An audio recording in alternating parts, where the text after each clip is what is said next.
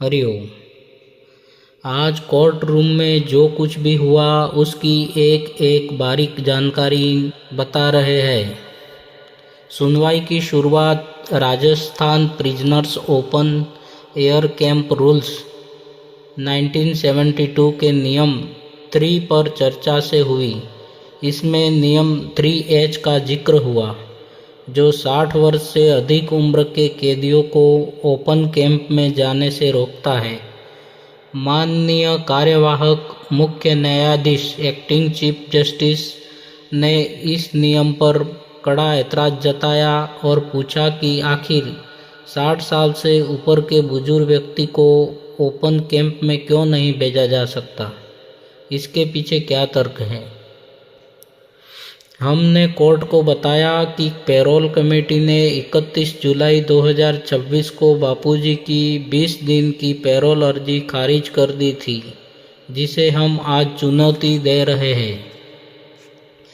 राज्य सरकार के वकील ने पैरोल का विरोध करते हुए कहा कि पुलिस की रिपोर्ट के अनुसार बापूजी के फरार एब्सकॉन्ड होने की आशंका है। सरकारी वकील ने यह भी अड़ंगा लगाने की कोशिश की कि बापूजी को गुजरात गांधीनगर कोर्ट द्वारा भी सज़ा सुनाई गई है, इसलिए वहां के अधिकारियों की सहमति भी जरूरी है। जज साहब ने पैरोल कमेटी को कड़ी फटकार लगाई। माननीय जज साहब सरकारी वकील की इन दलीलों पर सख्त नाराज हुए। जज साहब ने पैरोल कमेटी की पोल खोलते हुए स्पष्ट कहा कि कमेटी बिना किसी ठोस सबूत के रटे रटाए कारण कॉपी पेस्ट एक्सक्यूजेस देकर पैरोल खारिज कर देती है। कोर्ट ने सरकारी रिपोर्ट को कोरी कल्पना, फाइगमेंट ऑफ इमेजिनेशन और भ्रामक मिसलैंडिंग करार दिया। कोर्ट ने रिकॉर्ड देखकर स्पष्ट किया कि बापूजी पिछले 13 साल 1 महीने और 24 दिन से जेल में अपनी सज़ा काट रहे हैं।